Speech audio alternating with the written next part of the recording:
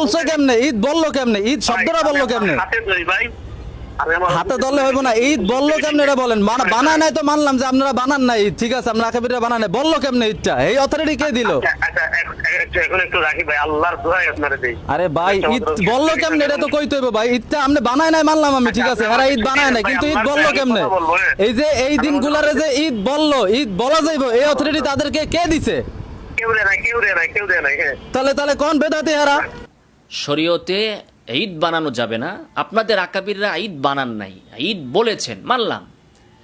তো আপনাদের আকাবিরকে ঈদ বলার অথরিটি কে দিয়েছে?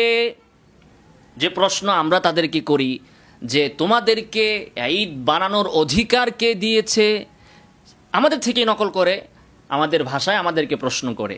তাহলে তোমাদের আকাবিররা মানলাম ঈদ বানায় নাই, ঈদ বলেছে, বলার অথরিটি অধিকার কে দিয়েছে?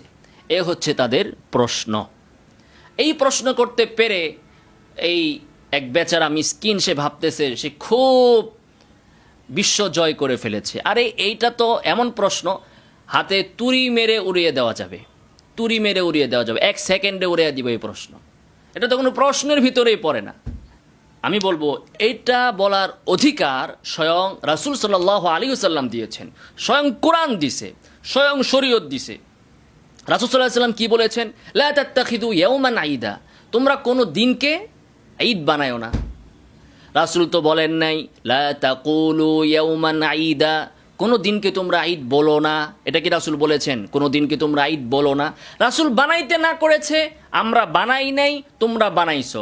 রাসূল বলতে না করে নাই, আমরা বলছি। রাসূল যদি বলতেন লা তাকুলু ইয়াওমান ঈদা, খবরদার কোনো দিনকে তোমরা ঈদ বলবে না, শরিয়াই যে ঈদগুলো আছে এর বাহিরে আর কোনো দিনকে তোমরা ঈদ বলতে পারবে না, আমরা বলতাম না।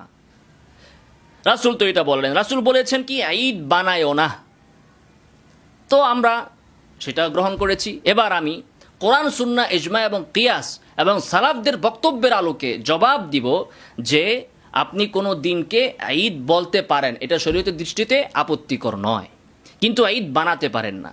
জবাব নেন।